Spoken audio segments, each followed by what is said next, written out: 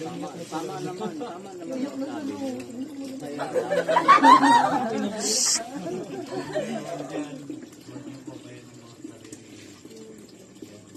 Bigyan ng bit yan. Hoy, Jerome. Kaya ikaw sa intro, magmahala ka intro. Bigyan ng bit. Dito sa lang kakasal to. Si Jerome. Sa pulang simbahan. That's parang abnormal. Ano ba yan? Para bukas may anong wish mo kay nanay do? Ha? Anong wish mo kay nanay?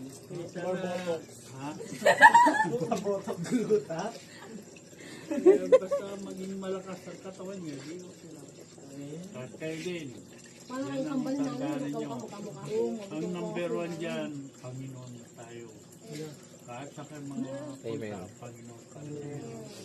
Kakapitan. Yan ang totoo.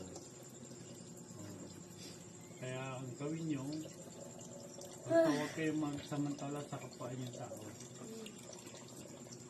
Kaya mas masaya ang buhay nyo. Huwag kayo maglamang sa kapwa niyong tao. Yan ang number one na ano talaga.